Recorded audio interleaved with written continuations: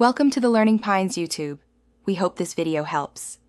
You start by narrowing what the app must do and who it serves, because clarity saves time and money. Once done, set a realistic budget that includes purchase price, legal review, and third-party escrow fees so negotiations don't stall. Then go hunting. Use brokers, established marketplaces, and targeted outreach on LinkedIn to build a shortlist. Make sure to prioritize apps with accessible analytics and seller responsiveness, so you can move quickly into due diligence when a strong candidate appears. You now run deep checks to avoid surprises. First, validate metrics, daily and monthly active users, retention, ARPU, and traffic sources to confirm revenue and growth claims. Next, request repo access to audit code quality, dependencies, continuous integration, and deployment. Poor code equals future cost.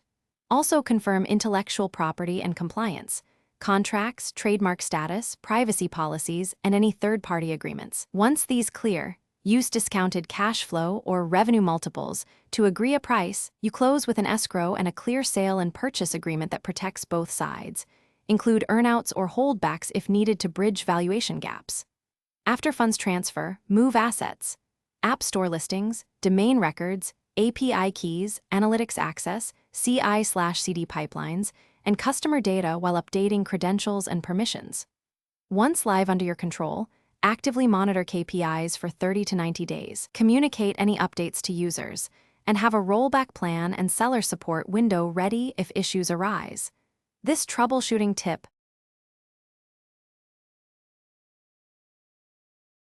Thanks for watching. Consider subscribing if we helped you.